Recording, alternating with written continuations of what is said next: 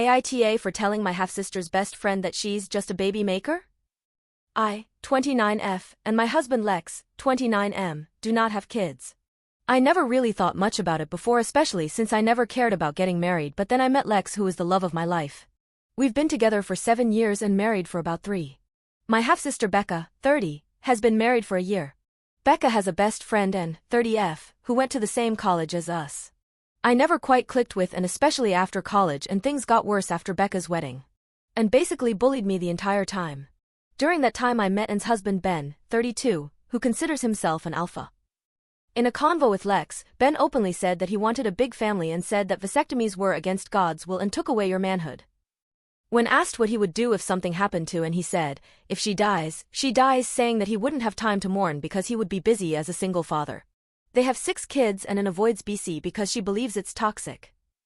Last weekend I went to Becca's house for a small party.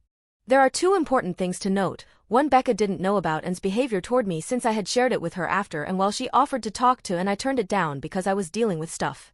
2, that stuff was that about 6 months ago I lost my first child at 21 weeks. My pregnancy was already complicated and it became life-threatening. I won't get into details, but because of this experience I can never have kids. It's a huge health risk. I also can't use BC as it negatively affects my health and worsens conditions I have. I had to stop years ago because of this. Lex decided to get a vasectomy because he didn't want me to face any more pain or surgeries and he was scared of losing me. This was his choice alone. It's been tough. Lex is the only man I've ever wanted to have a family with, but we've decided to foster to adopt in the future as we still want to have a family and know there are so many kids in need. I shared this only with close family and unfortunately I gained a bit of weight during this time. While I'm working on getting back on track, it hasn't been easy. At the party I kept away from Anne, but she made a comment about how I've grown. I let it slide, but it seems like she overheard me talking with someone about what happened to me. While we were all eating, she loudly said how sorry she was about my loss. She added that she wished I had been aware of the risks of BC and hoped I could try again with the right diet. I fucking lost it at that point. I snapped back with, at least my husband cares enough to keep me alive. You're just a baby maker and that's not the flex you think it is.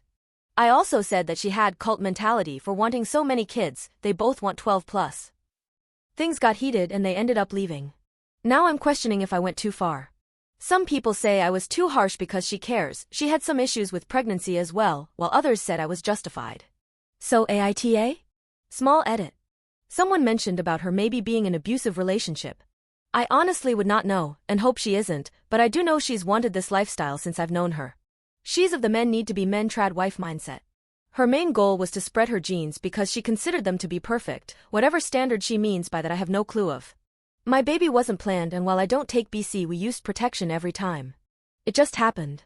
And I still have the ability to have kids, but I risk dealing with what I went through again, which nearly ended me. Surgery was an option, but Lex wasn't okay with that because I had already gone through enough and it was easier to get a vasectomy. I only found this out because of us getting pregnant accidentally, and apparently my doctors wouldn't have been able to know beforehand.